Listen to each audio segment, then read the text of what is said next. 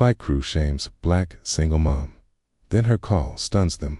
Monique Ellis had always taught her daughter to keep her head high, no matter what the world said about them. Standing in the cramped, stuffy aisle of Flight 237, her shoulders curled in on themselves like a wilting flower under a scorching sun. She could feel the passenger stares drilling into her back, their judgment floating in the stale, recycled air. It had taken her 3 years of planning and 3 jobs to afford this flight. Atlanta to New York. One little vacation to see the city lights, the Statue of Liberty. It's that big toy store Layla had seen on TV. Just mother and daughter. A weekend where they'd forget overdue rent and broken down cars and nights when Monique fell asleep with her clothes on because exhaustion was her only friend. And now this, a single, simple request, turning her into the day's entertainment. "Ma'am, you need to move along," snapped the blonde flight attendant. Badge reading Keith. He spoke to her like she was a stray dog begging for scraps. "You're blocking other passengers from taking their seats." "I'm sorry," Monique said, her voice small but steady. "It's just they split me and my daughter. Scared to fly alone. Please ask the person next to me if they'd be willing to switch seats. I'd be happy to compensate them." Keith barked a laugh, loud enough for row 14 to turn their heads. A young couple in matching designer sweats leaned closer, smirking. "You want to pay, lady? This is economy. You think you can buy people's comfort here. Next time, book seats together." Monique swallowed. "It's good." Feel Layla's small fingers tightening around her palm. The little girl's eyes, big and round under the hood of her unicorn sweatshirt, flickered from her mom to the sneering attendant. "But mommy," Layla whispered, voice trembling, "I don't want to sit alone." "I'll get lost." Keith rolled his eyes and let out an exaggerated sigh. This is exactly what happens when people can't plan ahead. "Ma'am, we have a full flight. No one is going to move for you, so kindly take your seat." Monique's eyes darted to the seats around her. The passenger assigned next to Layla was already in place, a middle-aged man in a cheap suit, fiddling with his tablet. He looked up at her, eyebrows raised. "Sir," she asked softly, "would you mind?" He shook his head before she could finish. "Not interested. Got work to do." "Please, sir. She's 6. She's never flown before. She's scared." The man pulled an earbud from his ear just long enough to sneer. "Not my problem, sweetheart." A wave of heat rose from her chest to her hairline. She could hear the rustle of people shifting, someone coughing pointedly. She had become the show now, the desperate single mom holding up the plane. "Security's gonna come in a second if you don't sit," Keith said, his grin sharp as a paper cut. He turned to the younger flight attendant, Tasha, who lingered by the galley door. "Tasha, did you hear me? Get her settled. Go or get her off." Tasha, who looked no older than 24, flinched. Her brown eyes flicked from Keith to Monique. For a second, Monique saw something in her recognition. Maybe, or that cold ache that said, "I know exactly how this feels." But Tasha's lips pressed into a thin line. She looked down at her hands. Monique bent to Layla's level, her knees trembling against the floor. "Honey, you can do this, okay? Mommy will be right behind you. You can be brave for me, right?" Layla's lip quivered. She gripped her stuffed bunny tighter. "But mommy, the man smells funny." Monique almost laughed, but it died in her throat. She straightened and faced Keith. "You really can't do anything." Keith's grin widened. "Lady, do I look like I run a charity?" From somewhere behind her, an older woman's voice floated across the aisle. "Maybe you should have thought of this before having a kid by yourself." Monique's heart slammed against her ribs. The sting of it spread across her chest like a bruise blooming under the skin. She felt the tears threatening, the tight knot in her throat that said, "Don't you dare cry here. Not now." She glanced at the passenger who'd spoken, a woman with a perfect blonde bob and a purse worth more than Monique's car. The woman turned away, pretending to read her magazine, lips curled in disgust. Layla's soft sniffle pulled Monique back. She knelt again, brushing her daughter's cheek with her thumb. "You're my brave girl, okay? Won't let anyone hurt you." "Why are they being mean?" Layla asked, voice cracking like a twig underfoot. Monique's eyes flicked up at Tasha, who hovered a few feet away, wringing her hands. Their eyes met again. Something flickered, a silent apology, a plea for forgiveness she could not give. Monique stood. She reached into her coat pocket for her phone. Her hands shook as she tapped favorites. She hesitated. The name glowed on the screen. Marlon Ellis. How many times had she refused his help? She could see him now, 10 years older, but still. Her big brother. The boy who'd shoved her behind him when Dad came home drunk. Who taught her to hide the bruises. Who told her to run. He'd left at 16 and never looked back. Built something she'd never fully understood. Some empire in aviation and logistics. He sent cards every Christmas. Checks she'd always torn up. She hadn't wanted charity. She hadn't wanted him to see her fail. But today wasn't about pride. It was about Layla. She hit call. Keith scoffed, arms folded across his starched uniform. "Oh, this ought to be good." Monique turned her back on him, shielding the phone with her hand. She heard the click, then a low, familiar voice, tinged with surprise. "Money? What's wrong? I never get a call from you during the day." Her throat clenched. She swallowed hard. "Marlon, I'm on a flight to New York. They split me and Layla. The crew is humiliating me. They're refusing to help." "Kay." Her voice cracked. She sucked in a breath. "I don't know what to do." There was silence on the other end, heavy, charged. Then that voice, low but sharp enough to cut glass. "What's your flight number?" 237. Atlanta to JFK. Another beat of silence. Then Marlon's voice dropped to that tone that always made her feel 10 years old again, protected and terrified at once. "Don't move. Don't let them touch you or Layla. I'm making some calls." She blinked back tears. "Marlon, please don't make a scene. I just want. You're my sister. They made this a scene." His voice softened, just for a second. "Hold on, Money. I got you." The line went dead when she turned back. Around, Keith was practically vibrating with smugness. "Who'd you call? Baby Daddy?" "I told you, ma'am, that won't fix your poor planning. If you don't sit down, we'll have to remove you," and you're a sudden crackle interrupted him. Tasha's walkie buzzed to life on her hip. She fumbled to answer. Her eyes widened as she listened. "I'm Keith," she said, her voice trembling. "You might want to pick up line 1. The cockpit says there's an urgent call for you. CO's office." Keith's grin faltered. "What the hell are you talking about? Kiss, this is above your pay grade, Tasha." She handed him the phone from the galley counter, her hands visibly shaking. "You need to take this now." Keith snatched it, rolling his eyes. "Yeah, this is Keith, senior crew." His face drained of color. The smugness melted into something tight and ugly fear. He tried to speak, but only croaked, "Yes, sir. Of course, sir.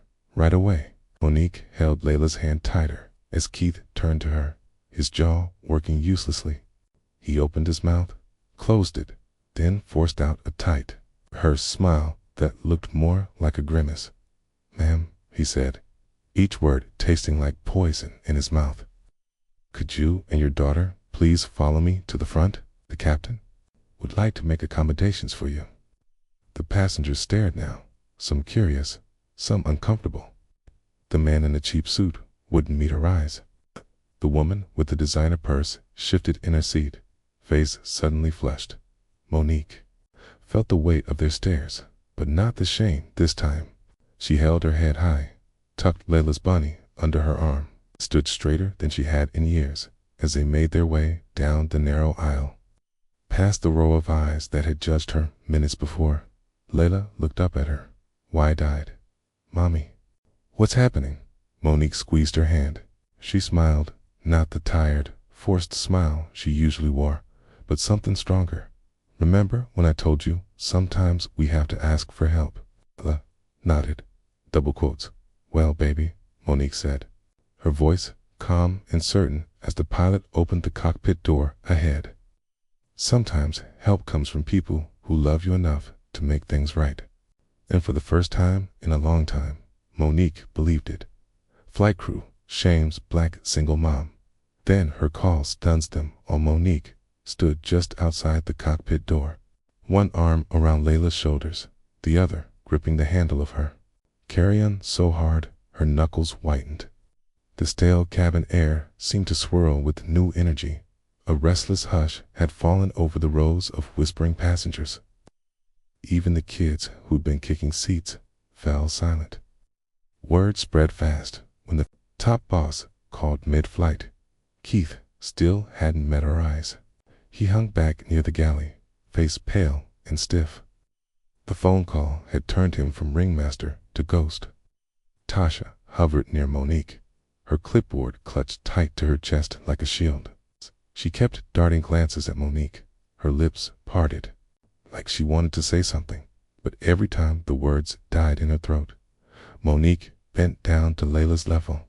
"You doing okay, baby?"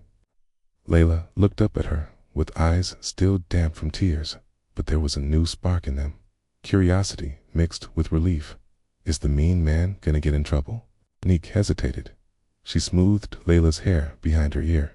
"I don't know yet, honey, but people can't treat us like we don't matter. Not today." Before Layla could ask more questions, the cockpit door swung open. Captain Harris, tall and silver-haired, stepped out. His uniform was immaculate, gold stripes gleaming under the cabin lights.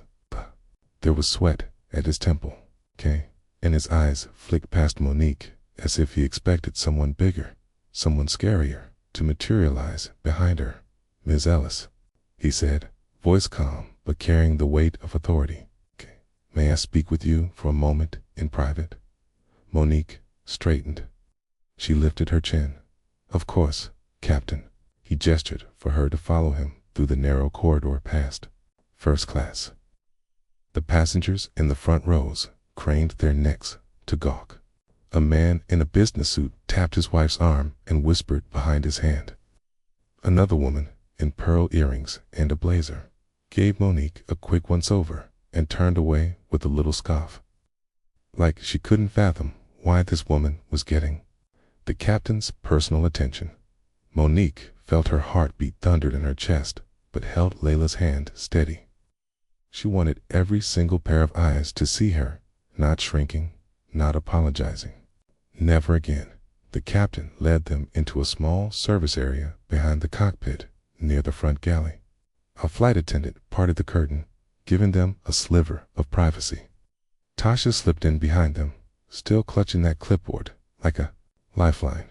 "Miss Ellis," Captain Harris said, keeping his tone low and professional, "we understand there's been an incident." Monique's eyes narrowed slightly. An incident. That's one word for it. Tasha's eyes flicked down. Keith hovered just outside the curtain, close enough to hear, but far enough to pretend he wasn't eavesdropping. Monique caught the way his fingers drummed against the galley counter, fast, as though he was waiting for the axe to drop. Captain Harris cleared his throat. "We've been informed by Mr. Marlon Ellis's office that you are not to be moved or inconvenienced further. In fact, we're to extend every courtesy possible." Monique raised an eyebrow. "Now, I matter." Captain Harris winced, just a flicker, but enough for her to see it. "I apologize, ma'am. It was never our intention to humiliate me in front of my child, to call me a charity case." She felt the heat rising again, but this time it wasn't shame, it was fury. "Save the corporate apology. Just tell me what happens now." Tasha spoke up, voice small but steady. "Ms. Ellis, We've already arranged for you and your daughter to be reseated in first class. We're preparing a space for you now. Monique turned to Tasha, studying her. There was something raw and real in the young woman's face. Weariness that mirrored Monique's own. She wondered how many times Tasha had bitten her tongue to keep her job. And him, Monique said, jerking her chin toward Keith's silhouette behind the curtain. Captain Harris's shoulders stiffened. That matter will be handled internally, ma'am. Monique's mouth twisted into a humorless smile. Internally, see? Can do it to the next woman who looks like me. The next single mom who's too tired to fight back. Keith cleared his throat loudly, leaning into the conversation he'd been pretending not to hear. Miss Elisa. She cut him off with a look so sharp he flinched. Don't talk to me. Layla squeezed her hand, tiny fingers warm against her palm. The tension eased just enough to remind Monique that she wasn't alone in this. She crouched beside Layla again, her voice softening. Honey, guess what? We're gonna sit in the big seats at the front. Layla's eyes widened. With the fancy TV. Monique smiled. A real one this time. Yes, baby. With the fancy TV. Captain Harris cleared his throat again. Alice, Keys, accept our sincere apologies on behalf of the airline. Mr. Ellis has asked that you reach out directly. There's anything more we can do. Monique tilted her head, a trace of defiance still flickering behind her calm. Okay, you can start by making sure this never happens to anyone else. Tasha finally found her courage.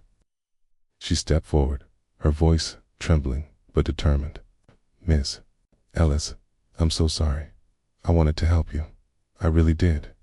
Monique studied her for a heartbeat, the fear in her eyes, the exhaustion in her shoulders. She saw herself in Tasha 10 years ago, standing behind a customer service counter at a cheap motel, swallowing insults to keep the lights on. I know, Monique said softly. Thank you for saying it, Kate. The captain gestured toward the aisle. If you'll come with me, we'll get you settled. The walk back through the cabin was different this time. Where there had been smirks and muttered insults, there was, now, wide-eyed silence. The man in the cheap suit who'd refused to swap seats pretended to study his tablet with an intensity that bordered on absurd. The blonde woman with the designer purse shifted uncomfortably, her cheeks pink. Some people even offered tight, fake smiles, as if that could erase what they'd done, what they'd allowed to happen. Monique didn't return any of it. She focused on Layla, who was practically bouncing now, babbling about the snacks and the big screen and how she was going to watch cartoons the whole way to New York. A new attendant, one she hadn't seen before, a young man with dark hair and kind eyes, was waiting at their new seats. He bent down to Layla's level, grinning. Hey there, princess. What's your favorite juice? Apple, Layla said, all her fear forgotten. You got it? He handed her a small plush toy with the airline's logo on it. And this is yours to keep.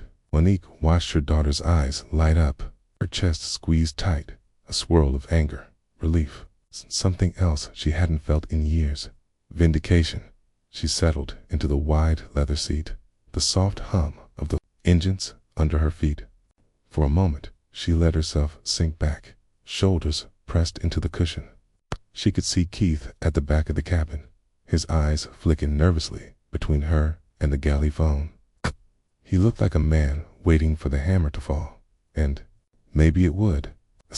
She hoped it would. Layla cuddled close, her new plush toy tucked under her chin. She looked up at Monique, her eyelids drooping. Mommy, is Uncle Marlon a superhero? Monique laughed softly, brushing a strand of hair from her daughter's forehead. He's just a man who remembers his family. Will I see him soon? Maybe, Monique said. I think he wants to see you, too. Layla yawned, her lashes fluttering. Good. I want to say thank you. Monique kissed her daughter's forehead. She closed her eyes for a moment, letting the warmth of her child's small body settle her heartbeat. The hum of the engines grew louder as the plane taxied onto the runway. She didn't care about the stairs anymore. She didn't care about the whispers. For the first time in a long time, she felt seen, not pitied, not scorned, but seen. The wheels lifted off the tarmac, carrying them into the darkening sky. Monique opened her eyes and gazed out the window as the lights of Atlanta shrank into a glittering quilt below. Her phone buzzed in her pocket. She pulled it out carefully so as not to wake Layla. A text from Marlon lit up the screen. "I want to see you as soon as you land. Got a car waiting for you at JFK. I'll explain everything then. Proud of you, Money." She read it twice, then 3 times, her chest tightening. She typed back with trembling fingers. "Thank you for everything. I'm ready." She hit send and slipped the phone back into her pocket, her heart thudding with a new, uncertain hope. Maybe this trip would be more than just a vacation. Maybe it was the start of something bigger, a chance to rewrite the story they'd always been given. To stand taller for Layla, for herself. At the back of the plane, Keith hovered near the galley phone again, whispering to a supervisor on the ground. His hand shook as he jabbed the buttons, eyes darting to where Monique sat in first class. He looked like he might be sick. Passengers nearby pretended to read their safety cards. But the energy was electric. They could sense it too. Something bigger was unfolding at 30,000 feet. Something they'd all remember when they landed. Tasha emerged from the galley, her lips pressed tight, her steps uncertain. She stood near Keith, but he wouldn't look at her. She saw the tremble in his hands, the beads of sweat at his hairline, and for the first time that day, Tasha felt a spark of hope that maybe, just maybe, she wouldn't have to keep swallowing her words forever. Monique glanced down at her sleeping daughter, then out at the endless dark sky stretching beyond the tiny oval window. The clouds below glowed faintly under the moonlight. It's like a pathway leading her somewhere she'd never dared to imagine. She didn't know what waited in New York. She didn't know what Marlon wanted, what strings he'd pulled, or what she'd have to face when they stepped off the plane. But she did know one thing. She would never again let anyone treat her like she was nothing. She kissed Layla's forehead once more, breathing in the soft scent of her daughter's hair. The plane hummed around them, and somewhere, miles below, the world waited for Monique Ellis, the woman who refused to be invisible. And this time, they'd know exactly who she was. Flight crew, Shame's black single mom, then her call stuns. Them all when Flight 237 touched down at JFK. The entire cabin jolted with the rumble of the wheels. Layla stirred against Monique's arm, blinking sleepily as the runway lights blurred past the window. Monique sat up straighter, her back stiff from hours spent replaying that humiliating moment in Marlon's cold, calm promise that everything would change. The seatbelt light pinged off. The first-class cabin buzzed with murmurs. Passengers gathered their bags, glanced her way, then looked quickly away when she met their eyes. In coach, she heard Keith's voice, quieter now, deferential, as he explained connections to annoyed travelers. Tasha peeked in from the curtain, her eyes meeting Monique's with a flicker of quiet solidarity. "You okay, baby?" Monique murmured, brushing a lock of hair from Layla's forehead. Layla yawned, clutching the new plush toy to her chest. "Is Uncle Marlon gonna be here?" Monique's heart gave a sharp twist. For years, she'd drawn a line between her world and Marlon's. She'd wanted Layla to know she had family, but not to feel like she owed anyone, not to feel less than. But maybe that line was already gone. Maybe it had never been real at all. Double quotes. "Yes, baby," she whispered. "He's waiting for us." When the doors finally opened, Monique took Layla's tiny hand and stepped off the plane. The hum of the jet bridge was oddly comforting, a tunnel into something she hadn't dared hope for in so long at the gate. 2 men in crisp black suits waited, each with an earpiece coiled at their collar. They stood just to the side of the crowded arrival walkway, their eyes scanning the trickle of sleepy passengers. One spotted Monique immediately. He stepped forward with a polite, practiced nod. Double quotes, Ms. Ellis. I'm Darren. Mr. Ellis sent us to escort you and your daughter. Your bags are being taken care of. Keis's fingers curled protectively around Keela's. She fought the urge to snap back that she didn't need an escort, but Layla's wide eyes and the sting of the flight attendant's smirk replayed in her mind. Not today. She managed a small nod. Thank you. As they walked down the polished corridors of JFK, Kay felt the strange pull of memories she'd buried for years. Her brother's laughter echoing down a cracked hallway. The cold nights they huddled in their bedroom, whispering dreams about the kind of life they'd never have. She'd spent so long scraping by while Marlon built a kingdom in the clouds. Layla skipped alongside her, sleepy but too curious to be still. Mommy, are we gonna ride in a limo? Neek almost laughed. Honey, Uncle Marlon's probably waiting with a regular car. But as they rounded the final corner, her breath caught. Parked at the curb was a gleaming black SUV with tinted windows. The suited driver snapped open the door the second he saw them. Inside, Monique glimpsed leather seats, soft, golden lights, a tray with bottled water and juice boxes neatly lined up. It was the kind of car she'd seen whisk celebrities away in movies. Layla gasped, starry-eyed. Mommy, it's a limo truck. Monique swallowed the knot in her throat. She helped Layla up the step, then slid in beside her. The driver closed the door with a quiet thunk, sealing them in from the chaos of the terminal. For a moment, there was only the hum of the engine and the soft squeak of Layla's shoes as she swung her feet. A minute later, the rear door opened again.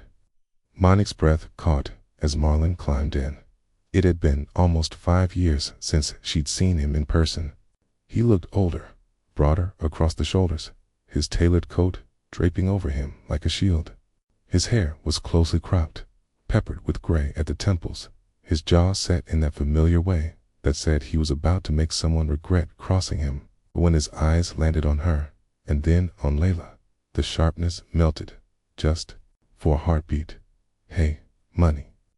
His voice was warm, but she heard the undercurrent, the apology buried too deep to say out loud. Monique's chest tightened. She wanted to say 1,000 things at once. I'm sorry.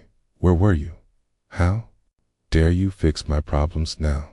Instead, she found herself staring back at him like they were kids again. Layla, oblivious to the tension, bounced in her seat. Uncle Marlon, look, I got a new bear from the airplane people. Marlon's face broke into a real smile, the kind Monique remembered from when he used to chase her around the yard. He leaned forward, gently tapping Layla's nose. I see that, sweetheart. Looks like he needs a name. Layla giggled. Gonna name him Sky Bear, 'cause he came from the plane. Marlon's eyes flicked back to Monique. Sky Bears. A good name. Monique snorted under her breath. She couldn't help it. The absurdity of the plush toy, the tinted windows, the fact that her big brother, the runaway kid who'd vanished to build an empire, was here, fussing over a bear. But the warmth faded as quickly as it came. Marlon leaned back, his eyes hardening again. They didn't hurt you, did they? Monique's jaw tightened. No, not physically. Marlon let out a low, humorless laugh. They should thank whatever God they believe in. They didn't. Lay a hand on you. You didn't have to do this. She shot back. The words came out sharper than she meant. The plane, the phone calls, this car, I can fight my own battles. His brow lifted. Could you look me in the eye and say you weren't about to cry in that aisle? She bristled. He'd always had a gift for pressing where it hurt. I was protecting my daughter, and now I'm protecting both of you, okay? Tense silence settled between them. Layla, oblivious, made Sky Bear fly around her seat, humming to herself. Monique's shoulders sagged. She ran a hand through her curls, exhaling slowly. So, what now? You humiliated him, but you can't erase what happened. Marlon's mouth twitched, a cold smile tugging at the corner. You think I'm done with him, Cole, or with that airline's training policies? He gestured at the car window as they pulled onto the highway, the city lights blurring into a neon haze. I built half this damn company's routes, potato. Get to treat you like that. Monique rubbed her temples. You can't fix the world for me, Marlon. You ran off and got rich. Good for you. But I stayed. I scraped by. Marlon leaned closer, his voice low and tight. And you think I don't know that? You think every time I sent a check, I didn't know you tore it up? You think I don't see Layla's shoes, 2 sizes too small, because you put food first? Don't stand there and tell me you don't need help. Monique felt her eyes sting. She looked away, blinking hard. I don't want your pity. Marlon's voice softened. It's not pity, money. It's family. They fell into a heavy silence. Layla's soft humming filled the space. The SUV rolled through the city, past flickering billboards and shadowy overpasses. Outside the window, New York Post with its usual midnight promise. Money, its power, and second chances if you were ruthless enough to grab them. They pulled up to a sleek high-rise hotel in Midtown. Glass walls gleaming under streetlights. Marlon's driver opened the door for Monique and Layla. A doorman in a navy uniform tipped his hat, holding the brass-framed glass door wide as they stepped into the marble lobby. Monique's shoes squeaked against the polished floor. She felt out of place instantly. The shimmering chandelier overhead, the quiet hush of wealth that made people instinctively whisper. She adjusted her daughter's backpack on her shoulder. A manager, eyes wide once he spotted Marlon, stepped forward to greet them, practically bowing. Mr. Ellis, your penthouse is ready. Shh. We've stocked the kitchenette for Miss Ellis and her daughter. Anything else you need tonight? Marlon gave a curt shake of his head. Thank you, Patrick. That'll be all. The elevator ride was silent, except for Layla's soft chatter about how many pillows she wanted on her bed. Monique watched the floors tick by, her reflection in the mirrored walls reminding her how tired she looked, how raw at the penthouse. Marlon swiped a key card. The doors opened onto a suite bigger than her entire apartment back home. Its floor-to-ceiling windows framed the skyline like a painting. A tray of warm cookies sat waiting on a marble counter. Layla squealed, ran to the tray, and grabbed a cookie, almost bigger than her hand. Monique dropped their bags by the door and turned to Marlon, arms folded. Is this supposed to fix it? He shrugged out of his coat, draping it over the back of a plush chair. It's supposed to be safe. You're staying here tonight. You and Layla. Her eyebrows shot up. And then what? You pack us off home so you can forget this happened. Marlon closed the space between them.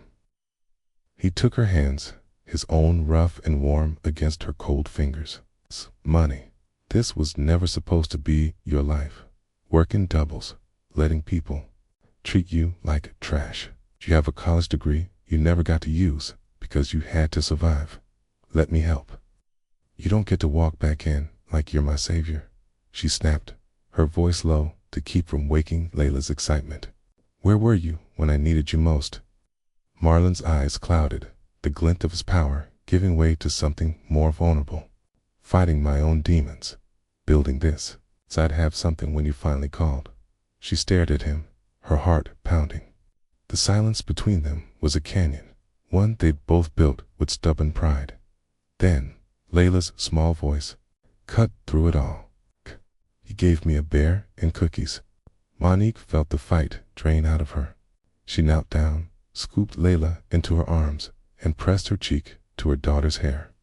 The smell of chocolate and baby shampoo filled her senses. This was what mattered. She looked up at Marlon over Layla's shoulder. One night, Marlon, then we talk, really talk. No more secrets. Monique carried Layla to the big bed by the window. She tucked her in under soft white blankets, Layla's eyelids drooping as the city lights glittered like stars. When her daughter finally drifted off, Monique stood by the window, arms wrapped around herself. The skyline stretched forever, endless and alive, just like the questions she still had for her brother. She didn't know how this story would end yet, but for the first time in years, she knew it wouldn't end with her being small and silent. This time, she was ready to fight for her place, for Layla's place, in a world that had tried so hard to tell her she didn't belong, and she wouldn't do it alone. Flight crew shames black single mom. Then her call stuns them. All Monique woke to sunlight streaming through the floor-to-ceiling windows, warm and golden over the skyline of New York. For a heartbeat, she didn't know where she was. The bed under her was too soft, the blankets too crisp. Layla's tiny feet pressed into her ribs. Her daughter had somehow turned sideways in her sleep, hugging sky bare like a shield. The penthouse smelled faintly of coffee and fresh flowers. Someone had left a breakfast tray on the coffee table. Croissants, fruit, a tiny silver pot of honey. It was the kind of morning she'd seen in hotel commercials, not something she'd ever lived herself. She slipped out of bed carefully, not wanting to wake Layla. Her feet sank into the plush carpet as she crossed to the window. The city buzzed below, taxis honking, people hurrying to jobs she'd done herself, jobs she'd left behind to raise a baby and fight to stay afloat. It was beautiful, but it didn't feel real. Behind her, she heard the soft beep of a door. Code. She turned, heart tightening, half expecting to see some stranger in a suit. But it was Marlon. He stepped in, sleeves rolled to his forearms, tie gone, suit jacket draped over one arm. His phone was pressed to his ear. He looked every bit the man in control, the CEO whose single phone call had bent an airline to his will overnight. Yeah, need those numbers by noon. Tell the board if they want to keep running charter ops through my terminals, they'll play by my rules. I don't care who they send to negotiate. I want that statement out by 3. Good. He ended the call and set his phone down on the counter, his shoulders loosening a fraction when he saw her. Morning, money. She crossed her arms over her borrowed t-shirt, one of Marlon's old college shirts he'd sent up for her to sleep in. Morning. He gestured at the breakfast tray. You eat yet? They can send up whatever you want. She looked at the croissants, the tiny pots of jam and butter arranged like jewels. It's fine. Layla will love this. She's still asleep. Marlon nodded, his eyes flicking to the bedroom where Layla's sleepy breathing was still audible. She deserves it. Silence settled between them, thick and complicated. It wasn't like old times. It wasn't like anything they'd ever had. Really, Marlon leaned against the counter, studying her the way he used to when they were kids, when he'd checked her scraped knees and asked if Dad had been drinking again. But they weren't kids anymore, and there was no simple bandage for what lay between them. You sleep okay? He asked finally. Monique snorted. "'Kay, in a bed that costs more than my car." Sure, he winced at that. Just a flicker of guilt before the CEO mask slipped back. On money. You don't have to live like that anymore. She flinched. Don't start this again. His jaw tightened. I'm not judging. I'm telling you the truth.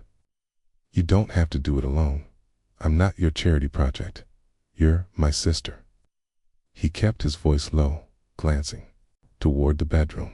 Is it charity to protect the people you love? She turned away, staring out the window so he wouldn't see how close she was to crying. Protect them or control them. He stepped closer. She felt the heat of him behind her, the way he used to stand when he'd shield her from their father shouting, "You think I'm controlling you?" She spun to face him, her voice rising before she could stop it. You haven't been around 4 years, Marlon. Then you show up with limos and suits and private drivers. You call in favors like I'm a name on a spreadsheet. What happens when I do something you don't like, you gonna cut me off? Okay, take it all back. His face hardened. You think so little of me. I don't know what to think. Her voice broke, raw and quiet now. You left, and now you're back. And I don't know what you want. Marlon looked like he wanted to say something. Maybe yell, maybe defend himself. But he didn't. He just ran a hand over his jaw, the rough scrape of stubble loud in the quiet room. Maybe we both got used to doing it alone, he said finally. That's not working anymore. They stood there, breathing the same stale air between them, the city humming 1,000 stories below. Layla woke with a sleepy giggle that broke the tension like a dropped glass. She stumbled into the living room, Sky Bear clutched under one arm, curls a wild halo around her head. Uncle Marlon. She squealed. You've got breakfast. Look, Mommy. Monique forced a smile. I see it, baby. Helen dropped to one knee, catching Layla in a hug that Monique couldn't quite look away from. She saw it then, the soft side he'd buried under layers of steel in boardrooms and jet fuel.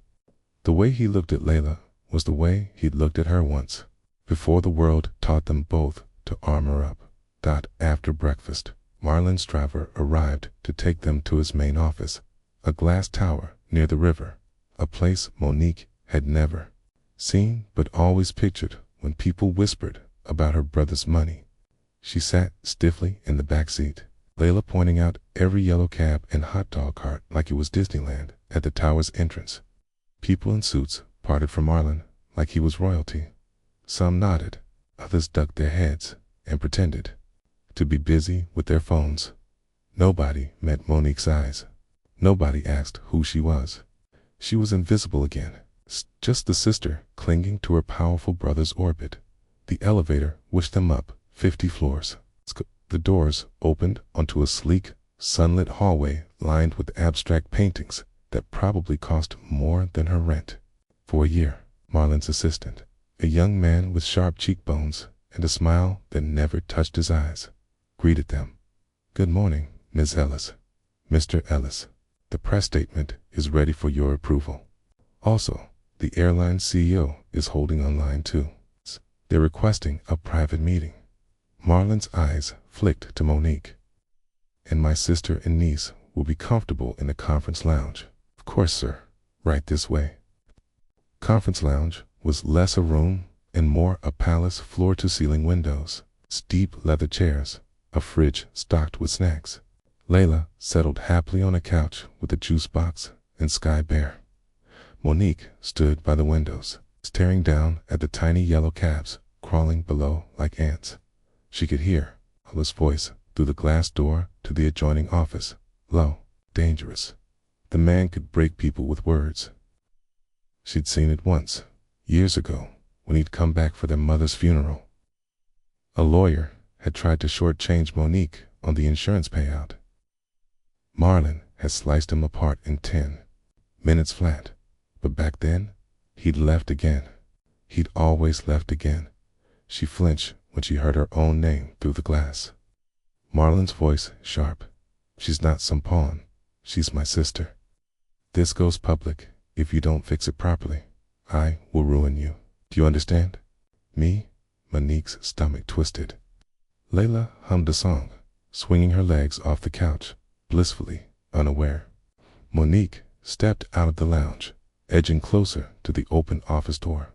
Inside, Marlon was a king at his glass desk, backlit by the skyline. His phone was on speaker. Mr. Ellis, we can offer your sister and her child lifetime platinum status. An apology from the CEO. A press conference if needed. Monique's eyes widened. A press conference. Her heart hammered. She stepped forward before she could stop herself. Marlon, she hissed. He looked up, startled. He covered the mouthpiece with his hand. Money. Wait. But she didn't wait. She marched in, hands clenched. You think I want this on the news? You think I want my daughter's face out there because some man humiliated us on a plane? The voice on the speaker stuttered. Miss Ellis, with respect.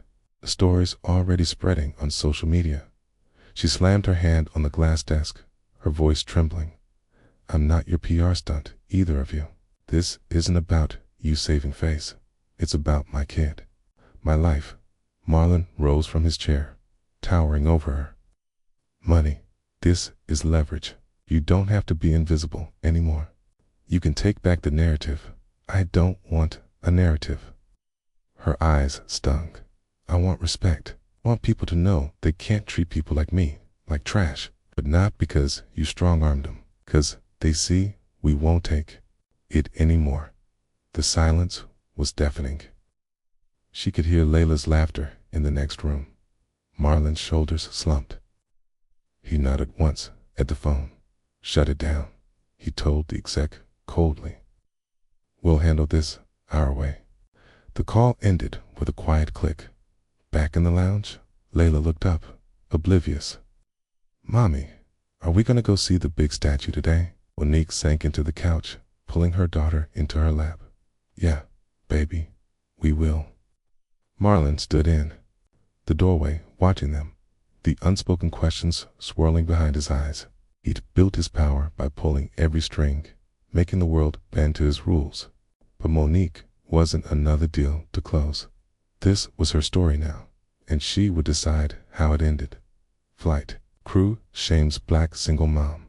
Then her call stuns them all by the time they left Marlon's glass tower that afternoon. The city had shifted from sharp morning glare to a sticky, restless summer haze. Horns blared at every intersection. Tourists snapped selfies on sidewalks slick with afternoon rain. But inside the black SUV, Monique felt like the whole world was holding its breath, waiting to see who she would become now. Layla slept against her side. Sticky from ice cream Marlon's driver had insisted on buying. Sky Bear's fur was already matted with chocolate fingerprints. Monique's phone buzzed with notifications. She didn't even want to check social media posts. Articles speculating about the CEO's sister and the airline scandal. None of it felt real. She glanced at Marlon in the opposite seat. He was texting someone, his jaw tight, one foot tapping restlessly on the floorboard. He'd promised her no press conferences, no public shaming, no PR games. But she knew that. Look, the one that said he was still pulling strings behind closed doors. You didn't tell them to leak my name, did you? She asked, her voice low. Marlon didn't look up. Of course not. But they know anyway. He shrugged, a flash of irritation crossing his face. They dig. It's what they do. They'll move on when something juicier comes along. Monique's stomach twisted. Hey, so that's all I am. A headline. She looked down at Layla, sweaty curls stuck to her cheek, a tiny bubble of drool at the corner of her mouth. Layla deserved better than this circus. Pull over, she said suddenly. Marlon's head snapped up. What? I want to get out. Right here. Monique. She raised her voice. Said. Stop the car. The driver, eyes wide in the rearview mirror, obeyed without question. The SUV pulled up next to a small park across from a row of brownstones. Monique gently shifted Layla onto the seat, slid out, and stepped onto the sidewalk. The heat hit her like a wall. Thick, gritty, real. Marlon was right behind her, phone forgotten, expression caught somewhere between anger and fear. Money. What the hell are you doing? She spun to face him, hands planted on her hips. I need air, Marlon. I need to think. He gestured at the SUV, voice rising. You're safe in the car. You're exposed out here. Anyone. Could what? Take another picture. Tweet about the single mom charity case with the rich brother. Her laugh was sharp, slicing through the muggy air. Let them. They're already doing it. He fell silent, the city noise filling the space between them. A street vendor nearby flipped hot dogs on a greasy cart, smoke rising into the humid air. A mother hustled her toddler past them, giving them a curious sideways glance. Monique crossed her arms. her words coming fast now, all the anger and fear bubbling out. I don't want your damage control. I don't want your boardrooms. I want to tell my story, my way. Marlon frowned. And how do you plan to do that? Write a Facebook post? It won't change anything. She stabbed a finger at his chest. You don't get to decide what changes things. You don't get to fix this for me, just to make yourself feel good. A muscle ticked in his jaw. I'm trying to protect you. Okay. Then trust me to protect myself. She walked away from him then, right into the shade of the small neighborhood park. I didn't follow. For once, he didn't know how. She found a quiet bench near a cluster of overgrown rose bushes. She sat down hard, pressed her palms to her face, and breathed in the sticky smell of summer and car exhaust. Layla's soft snores drifted through the SUV's cracked window across the street. Monik's phone buzzed again. She forced herself to look at it this time. Dozens of messages, old coworkers, curious neighbors, random people she didn't even know. But one thread caught her eye. It was a DM from a woman she'd once met at a single moms meet, a teacher named Naya. The message was short. Girl, saw what happened. We've got your back. You want to speak? Got a meeting tomorrow night. Parents who get treated like garbage on flights, stores, you name it. You and Monik's pulse kicked up. Parents who get treated like garbage. She remembered the look on the flight attendant's face, that sneer that said she didn't belong. She thought of all the times she'd been talked down to at checkout, lines, in waiting rooms, in job interviews where her resume didn't matter once they saw her skin or her address. She looked back at the SUV. Marlon was on his phone again, pacing behind the tinted glass, always handling it, always deciding for everyone. No, not this time, she typed back. I'm in. That night, back in the penthouse, Monique laid her plan bare. Layla was asleep on the couch, Sky Bear tucked under her arm. Monique stood in the kitchen, the city glittering behind her like a stage. Marlon leaned against the counter, arms folded, a fresh scotch in his hand. You want to go stand in a community center with a bunch of angry parents and tell your story like you're some neighborhood hero? Monique lifted her chin. Yes, I want to stand in front of people who know what this feels like. People like me. Marlon's laugh was bitter. She'd rather be some local rally speaker than let me get you national press, real settlement, an ironclad guarantee they'd never do this to anyone again. You think that's the same thing? She shot back. You want to fix it from the top down? I want to show people they can push back, that they don't need someone like you to fix it for them. He slammed his glass down so hard, she jumped. You're my sister, Monique. You are not their mascot, and you are not my master. The words slipped out, shocking even her. She'd never said that out loud, never dared. But the look on Marlon's face told her he'd hurt her, really hurt her. For the first time in years, they didn't speak again that night. Marlon retreated to the balcony, his phone glued to his ear. Monique lay awake next to Layla, staring at the ceiling's soft golden glow and the quiet hum of the air conditioner. She wondered if she'd just blown up her only lifeline, but deep down, she knew it wasn't true. The real lifeline was right there, the soft rise and fall of her daughter's breath. The small weight of Sky Bear pressed between them. In the morning, Marlon left before dawn. He didn't say goodbye.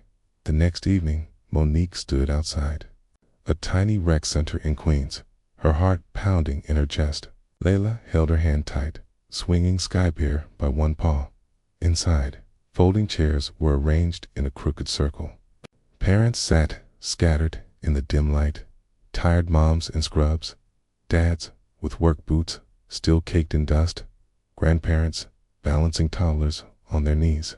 Kay didn't have luxury SUVs or marble hotel lobbies, but they had stories. Stories just like hers. When it was her turn, Monique stood, her throat dry. She took a breath. My name is Monique Ellis, she said, her voice trembling but steady. Last week, I was humiliated on a flight for being a single mom, for being black, for daring to sit up front where they thought I didn't belong. Murmurs of recognition rippled through the circle. A woman in a daycare uniform nodded, eyes wide. My brother made a phone call that changed everything, Monique went on, but I realized I don't want to be saved by him. I want us to stand together so this doesn't happen to anyone else. So our kids see that we don't just take it. She looked down at Layla, who sat cross-legged near her feet, Sky Pear perched in her lap like a tiny, silent witness. I don't have all the answers, Monique finished, her voice cracking, but I'm done letting people decide my worth. For me, I hope you'll stand with me. That's all. The room was quiet for a moment. Then applause broke out, small, hesitant at first, then stronger. A mom in the back stood up, wiping her eyes. A young dad gave her a nod that said, I see you. Monique felt the weight slide off her chest. She wasn't alone anymore. After the meeting, she stepped into the humid night. Layla sleeping against her shoulder. Her phone buzzed with a text. It was Marlon. I saw the live stream. You did good, money. She stared at the words, her heart twisting. It wasn't an apology. But it wasn't nothing. She typed back, we're not done yet. Monique looked up at the moon, hanging low over the city. Gritty and alive, and waiting. She didn't know what tomorrow would bring. But for the first time, she was sure it wouldn't be decided for her. This was her fight now, and she'd take it all the way. Flight, crew, shames black single mom. Then her call stuns them all. The following week blurred into a storm of headlines, hashtags, and tense phone calls that never seemed to end. What started as a quiet community meeting spread faster than Monique could have imagined. Clips of her speech, raw and shaky, went viral. Someone recorded her saying, I'm done letting people decide my worth for me, and turned it into a rallying cry for other parents. Other black travelers who had felt the same cold sting of being treated like they didn't belong. She didn't ask for the attention, but for once, she didn't shy away from it either. In the mornings, she still made Layla breakfast. They sat cross-legged on the penthouse floor, a world away from their tiny apartment back home. They giggled over burnt toast. They squeezed oranges by hand when the fancy juicer broke. Monique held her daughter close every night, feeling the shift deep in her bones. This was hers, not Marlon's, not anyone's to control, but outside that safe circle. The noise kept growing. Reporters called her phone until she shut it off. Neighbors back home texted her to say they'd seen her face on local news. The single mom who stood up to the airlines, a lawyer she'd never met, offered to represent her for a generous settlement. 8 people she hadn't spoken to in years suddenly remembered her name, and Marlon. Marlon circled around her like a restless lion, protective, infuriating, loving, and infuriating all over again. On the third night after the meeting, she found him on the penthouse balcony, staring out at the city. A bottle of bourbon sat untouched at his side, the glass sweating in the humid summer air. She stepped out, folding her arms against the breeze. You're gonna get cold. You ever think about what Dad would say about all this? Monique tensed. Their father's ghost hovered between them more than either would admit. The man who had taught Marlon to fight and Monique to hide. The man who taught them both that love was a game you only won by controlling the people you claimed to protect. He'd say, you're showing off, she said softly. Marlon's mouth twitched. Yeah, he would. They stood in silence for a long time, the hum of the city like a distant heartbeat. Finally, Marlon spoke. The board wants you to sign an NDA. Take a payout. Quietly. Let it die down. Monique's heart squeezed. What do you want? He finally turned to her, eyes tired but clear. I want you safe. I want Layla safe. This world doesn't care about the truth. It cares about the spin. One day, you're a hero. Next day, you're just another story people forget. Monique shook her head. I don't care if they forget me. I care if the next mom knows she can fight back. Marlon let out a low laugh, rough at the edges. You sound like Mom. She blinked. That ache in her chest again.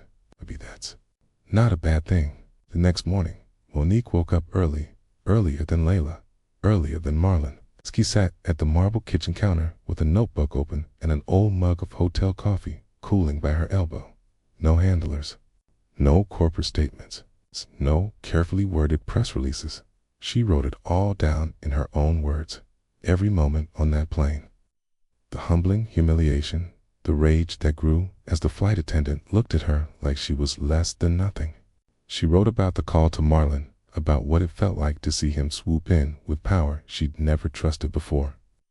She wrote about the moment she realized she didn't want him to save her.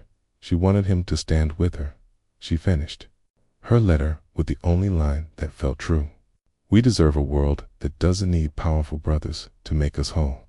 We deserve it because we are whole already. When she was done, she sent it to Nia, the single mom who'd invited her to the meeting. Nia posted it to the community group, and within an hour, it spread like wildfire. This time, there was no spin, no fancy statement, just Monique's voice, raw and real, for anyone who needed it. That night, Marlon found her at the kitchen counter again, Layla asleep on her lap. He held up his phone wordlessly. Her letter was on the front page of every local news feed, reshared by people she'd never meet. This is what you wanted? He asked. Monique looked up, exhaustion and stubborn pride battling in her eyes. No, this is what I needed. He sat across from her, his expression open for once. No armor, no boardroom mask. Just her big brother. You know this won't fix everything, right? He said softly. She nodded. I know, but it fixes something. He rubbed his jaw, chuckled under his breath. You always were the brave one. She laughed, startled. You, calling me brave? You stayed when I ran, he said. You raised her. You kept showing up every day when the world told you not to bother. She felt tears sting her eyes. You came back, she whispered. That's brave too. They sat there, the city a blur beyond the penthouse windows. Okay, for the first time in years, they didn't feel like strangers orbiting separate lives. They felt like family, scarred, messy, healing. When Monique and Layla finally packed their bags to leave the hotel, Marlon insisted on one last gesture, a ride home in the same black SUV that had felt like a cage days before. But this time, it didn't feel like she was being whisked away under his command. This time, it felt like a ride on her terms. Layla leaned against Monique's side, Sky Bear's head poking out of her backpack. Mommy, will Uncle Marlon come visit us? She asked sleepily. Monique looked out the window, where Marlon stood on the sidewalk in his suit, his phone for once forgotten in his pocket. He raised a hand, a small, awkward wave, the kind you'd give when you didn't know how to say, I'm sorry, or I love you. Double quotes. Yes, baby, Monique said, her throat tight. He will, and we'll visit him too. Layla grinned, snuggling closer. Good, 'cause Sky Bear likes him. Monique laughed, a real laugh, warm and full and free. I think Sky Bear's right. Back in her old neighborhood, Monique stepped out of the SUV and breathed in the gritty, familiar scent of home, fried food from the corner shop. Car exhaust, 1,000 tiny lives buzzing all around her. Neighbors peeked out from their stoops, curiosity in their eyes. She didn't flinch. She met their gaze and lifted her chin. The word was out now. You couldn't mess with people like her and think they'd stay quiet, as she carried Layla inside. Her phone buzzed one last time. A message from Marlon. You've got this, money. I'll always have your back. But I trust. You two stand on your own. Monique smiled through the tears that filled her eyes. She tucked the phone away. They didn't need a prince to fix what was broken. They had each other. They had themselves. And they would never be invisible again. The end.